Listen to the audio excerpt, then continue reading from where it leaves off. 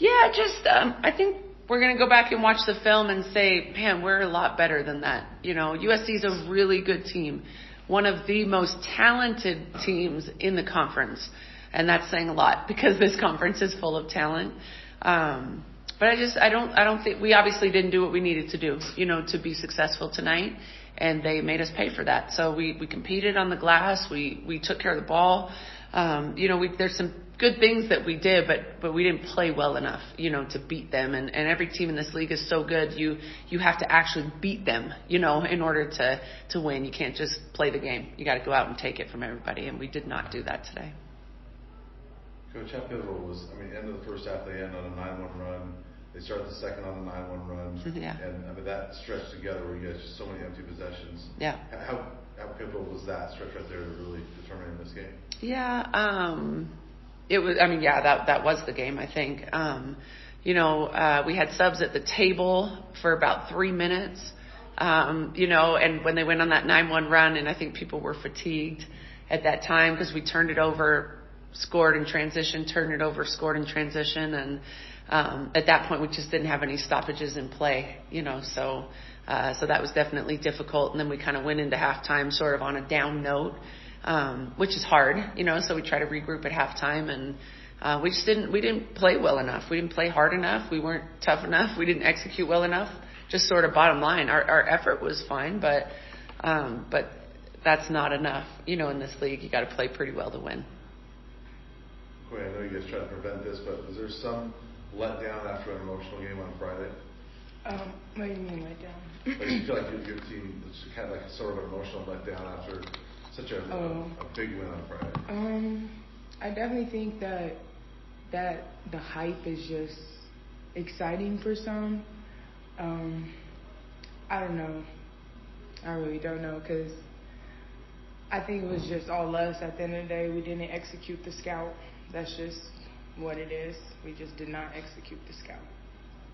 At the same time, like Coach mentioned, they're very talented, mm-hmm. and they, Destiny Littleton was hit from the outside. Mm-hmm. You had Marshall and Sissoko inside. How tough was that trio today to try to contend with them? Yeah. Throughout the day? Like I said, we got ready for them. We knew what it was from scout. We watched the film, and we just didn't execute today. They're great players, but at the end of the day, we knew what they were capable of. We knew their strengths and we knew their weaknesses, and we didn't take it away. Quite 1,000 points. I know you'd rather have it in your career on a high note than a win, but did you know? I don't think you knew that, but how does it feel to hit that milestone, and especially the way that you started at one school and have succeeded at another?